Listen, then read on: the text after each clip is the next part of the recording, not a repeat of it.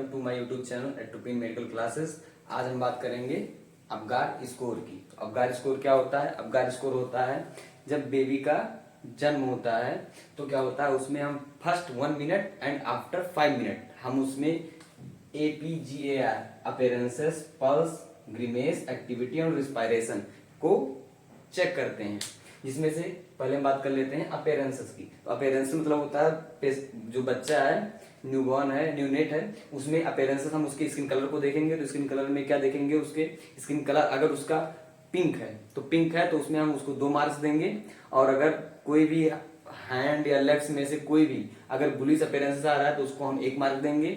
और अगर whole body अगर ब्लू आ रही है तो हम उसको 0 मार्क देंगे। दूसरा होता है पल्स रेट। न्यूनेट की हम पल्स रेट चेक करते हैं। तो पल्स रेट में क्या देखते हैं? पल्स रेट में हम देखते हैं अगर उसकी पल्स रेट जो होती है greater than 100 beat per minute आ रही है तो उसको 2 मार्क देंगे।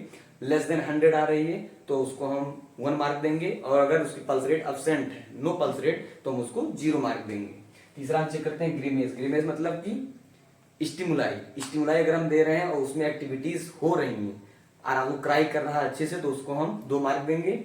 और अगर स्टिमुलाई देने पर भी वो जल्दी बोल नहीं रहा है, कुछ भी नो एक्टिविटी कर रहा है, स्लैप करने पर, ज्यादा प्रेशर देने पर, कोई स्टिमुलाई ज्यादा देने पर वो अगर एक्टिविटी हल्की फुल्की कर रहा है तो उसको हम 1 मार्क देंगे। और अगर सब कुछ करने के बाद भी अगर नो रिस्पॉन्स आ रहा है तो उसको हम 0 मार्क देंगे। इसके बाद बात करते हैं एक्टिविटी की। एक्टिविटी में हम देखेंगे कि अगर उसके हैंड और लेग फ्लैट हैं तो उसको हम 4 मार्क देंगे, 2 मार्क देंगे।